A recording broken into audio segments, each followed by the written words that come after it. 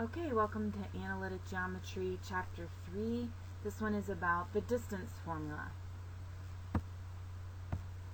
Hopefully you remember the distance formula. I'm sure you've learned this in 8th grade, and also we touched on it last year, where when you're given 2 points, no matter where they are on the coordinate grid, you can plug them into this formula and find the exact distance between them. So it's very helpful for diagonals, because we're good with number lines going, whether they're going vertically or horizontally, but this is really good when you have other than that. Okay, so let's do a practice. So we have 2 points on a coordinate grid, and we need to find the distance. So we're going to start off with the distance formula, okay, and then we have to decide which one is 0.1 and which one is 0.2.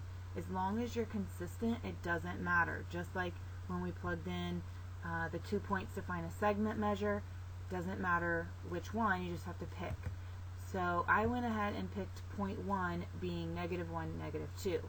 So if you see x1 is -1 and then y1 is -2, and then I'm going to subtract 0.2, which the x is -3 and the y is 4, and then I'm going to simplify, so I end up with -1 minus -3 is +2, and -2 minus 4 is -6, and now I get to square both of those, okay, which I will get 4 plus 36, and then I'm going to go ahead and simplify that, right, and I can take out 4, and I will have 10, square root of 10 left over.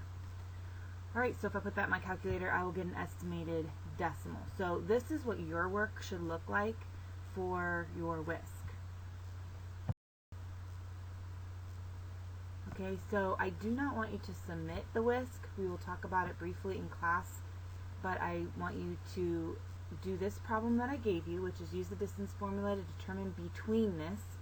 And you have 3 points, so you need to use the definition, the new definition of betweenness, to find out if indeed these are collinear points.